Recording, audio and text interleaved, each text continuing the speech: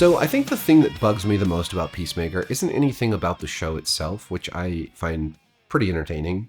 I really like John Cena as the main character here, and I think that the humor, the James Gunn style of humor, works really well for a more adult-oriented comic book TV show. I like Peacemaker, and I think season 2 is off to a pretty good start. But I think the thing that bugs me the most about it is just the fact that it's part of the new DCU continuity. So James Gunn wiped the slate clean. The DCEU has been destroyed. It's even in the Peacemaker season 2 premiere. There's a recap, and during the recap, there's a retcon, and the Justice League is taken out, and the Justice Gang is brought in, and Guy Gardner and Hawk Girl are given some lines, and it's funny, and it's a clever. I appreciate the cleverness of doing it this way. But on the other hand, I just think it's kind of weak to take everything about the DCEU, from Henry Cavill to Jason Momoa, Superman, Aquaman, Wonder Woman, Shazam, everything, and throw it out, but leave Peacemaker and leave some of the characters from Suicide Squad. I think that's weak.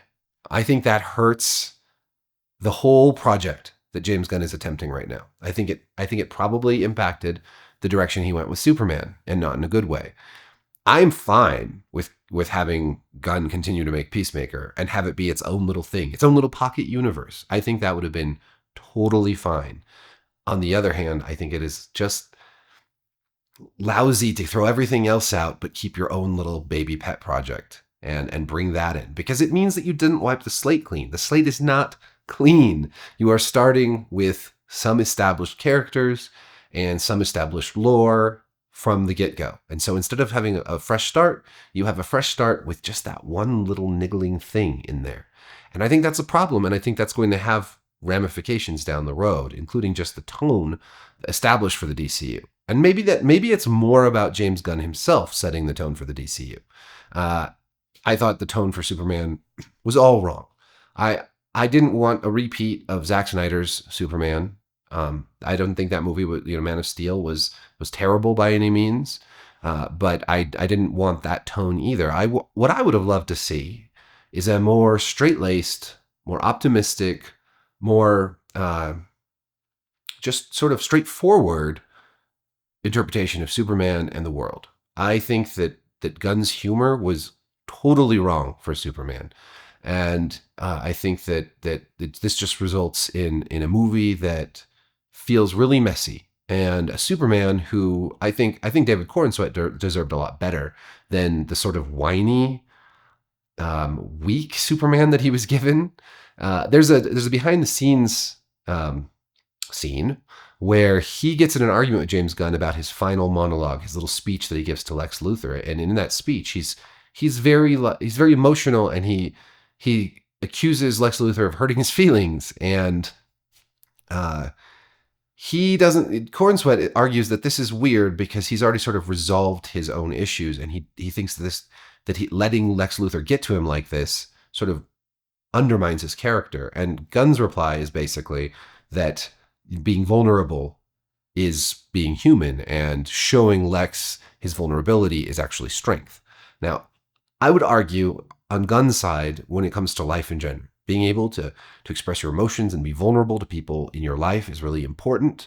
And a lot of bad shit happens because people aren't able to truthfully and honestly express their feelings to one another and to communicate. But in this context, Superman coming up against this supervillain who's fucked with his life so much, I think it absolutely undermines Superman, and it makes him look weak and childish and whiny.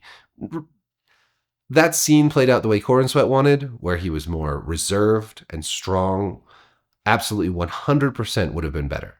And the whole movie with Superman being a more reserved and strong and less whiny and less get his ass kicked constantly, I think would have been a better movie. There's so many problems with Superman, but I've already reviewed that, so I'm not going to go too far into it. Suffice to say, I think Gunn's humor and style of filmmaking and writing and tone are all wrong for Superman, and I think it's a real shame that he was in charge of that movie.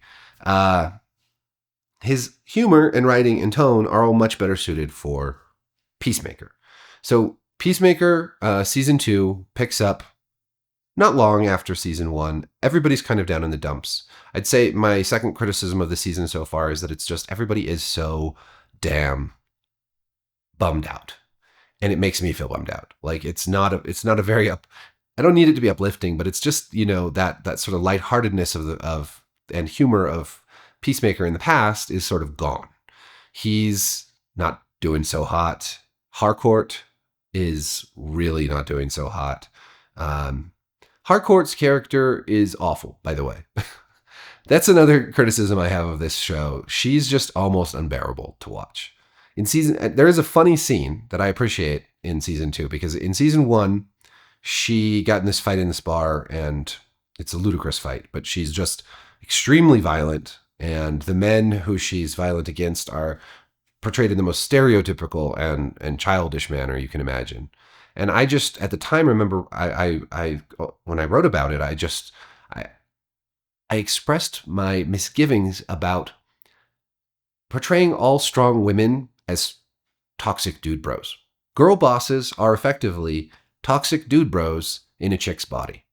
And you see this over and over again, especially in superhero shows, but in all kinds of media, where strong female character basically just equals a toxic male character. So in season 2, I really appreciated that when she goes to get a job, she is rebuffed and is told that her psych profile basically shows she has a lot of tendencies of toxic masculinity.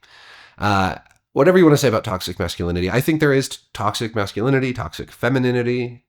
They are very different things, but she obviously is. She was written that way, right? Her character is displaying all the traits of, rush to violence, very closed off, extremely rude to everyone, hostile, aggressive, all the other things. Well, she takes this feedback and denies it and continues to be extremely hostile and aggressive. And she goes back to the bar, or a different bar that's very similar, gets in another fight where she's even more violent and more outrageous, and almost kills somebody, and before they all beat her up. But then she doesn't learn her lesson there, and she continues to be hostile and toxic and awful. She's just hard to watch for me. I don't know what Peacemaker sees in her other than that she's attractive, because her personality is about as far from attractive as you can get. And she's really rude and awful to him in every scene they share. So kind of the main focus of the story this season is that interdimensional closet that was in his dad's house, he is now going through it, and at one of it, and Argus, now led by Rick Flag Sr., who's gunning for Peacemaker because he found out he killed his son Rick Flag Jr.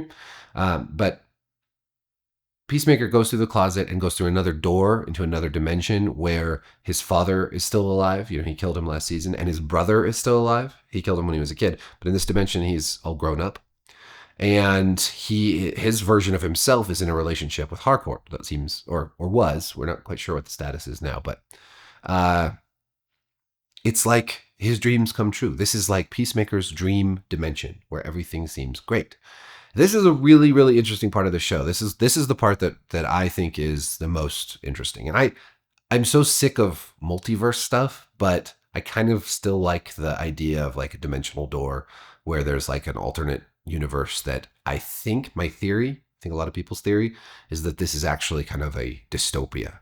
Because in this universe, this dimension, the Blue Dragon, his father, is a hero along with his two sons. They are this top trio, I think is what they're called. It's a terrible name for a trio, but whatever.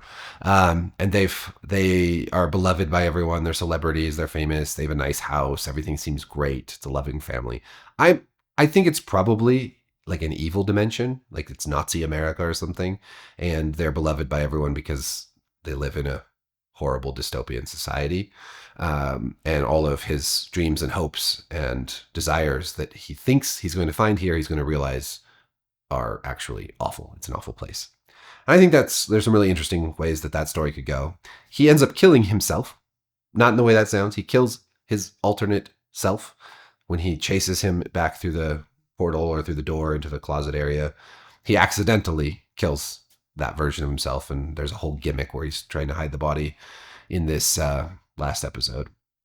The other thing that I found really obnoxious about the first two episodes of this season was the orgy scene when Peacemaker is depressed and starts doing some drugs. He apparently throws a party, and the next thing you know, there's just like a bunch, like a couple dozen naked people dancing around and like flaccid dicks flapping around. And it's such a flagrant attempt to be edgy, to be like The Boys or one of those shows, and it's just lame. Like, I am not a prude. I don't care about nudity or sex in TV or whatever, but just this idea that like, it's like this idea that if you say fuck a bunch of times, you're being edgy. Same thing with nudity. Like, if you just throw a bunch of nudity in and like, oh, look at all this nudity. And that's one of my biggest critiques of The Boys also. The Boys tries so hard to shock you and to be edgy and to be, that eventually you get numb to it and it's no longer interesting.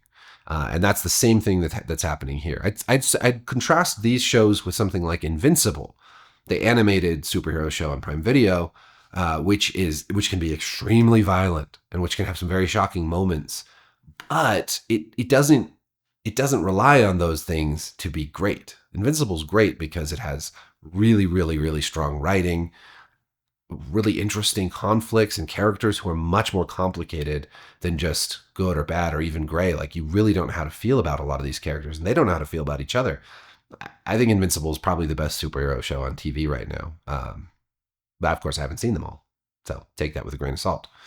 But this kind of shock value, it's just, I think we're all past it now, right? Haven't we just kind of grown up past that stuff? Like it was shocking at first in The Boys, but by season 4, it was a little ho-hum. And now to see that kind of scene in Peacemaker just feels like, okay, cool. What is this, being written by a 14-year-old? Which, some of James Gunn's writing make me wonder if he ever really did pass that age. Of course, sometimes it's really good. And there are, I guess I would say that ultimately I kind of have mixed feelings about this season. And I had mixed feelings about the first season, so I'm not surprised by that. Tim Meadows shows up in season 2 as Agent Fleury. He has bird blindness, and I have to just ask you guys, maybe that's been a joke before, right? Like, bird blindness came up. Did that come up in the first season of Peacemaker or in Suicide Squad or something? Like, as soon as I heard bird blindness, I was like, I've heard that before. Where's that from? Where did I hear that before? I can't remember. Anyways, when he sees Eagly, he calls him a parrot. And later when Eagly has this big action scene where he kicks Fleury and his team's ass, he's like, I got attacked by a duck. And it's funny. That kind of humor, it's pretty funny. Like, all the nicknames he gives his strike team, he calls them like Mexicali and Barely Legal. And he calls the one chick in his group Titties. And that's just a setup for a later joke when she gets her neck slit by Eagly. He's like, hang in there, titties, which is a funny play on words. The humor mostly works, I think, in Peacemaker. Sometimes it's a little cringe or a little dumb, but it sort of works even still. I think John Cena is really, he's the main character, and the show really rests on his rather broad shoulders. He does a really good job. I think he's gotten better and better with every installment of this character. I think he's become a better actor over time. He's very convincing, both in his goofiness, but also in his, his more emotional moments. He's very likable, and it's just a watchable actor that makes this show work.